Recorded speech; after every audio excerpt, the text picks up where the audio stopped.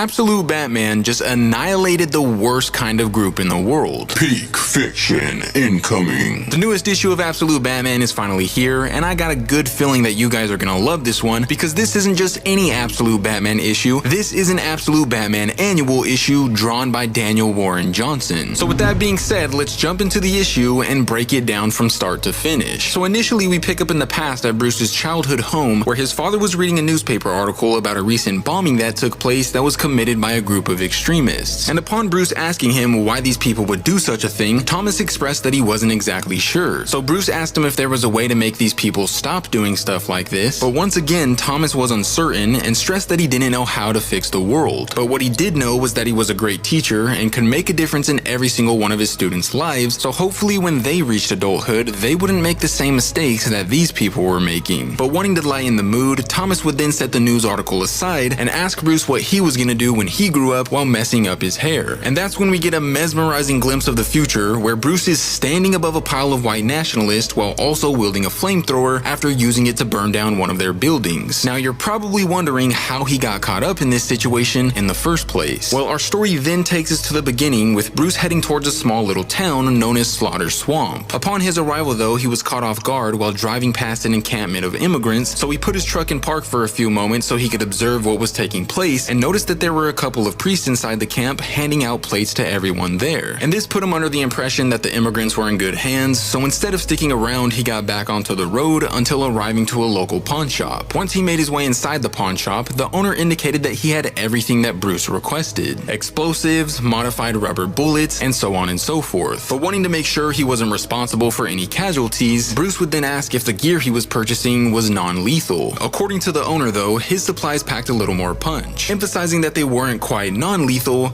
but they were less lethal. And that was fine with Bruce, so he gave the owner his money and began, loading the gear into the back of his truck. But in the midst of doing so, someone started desperately begging for mercy in a nearby alleyway. So the owner tried convincing Bruce not to get involved because there was nothing he could do to prevent what was going down, but unwilling to stand around while people were in danger, Bruce started booking it towards the alleyway as fast as possible, discovering that one of the ladies that he saw at the immigrant camp was being mugged alongside her son by a group of men wearing pig masks who claimed that they didn't belong in this town. And it wasn't long before one of them was ripping her son's backpack out of his hands before using the heel of his boot to smash all of his toys. So before they could cause any more harm, Bruce jumped into the spotlight, clobbering one of them in the face with so much force that he went flying backwards onto the ground. That's when one of the other members of this racist pig clan claimed that Bruce was making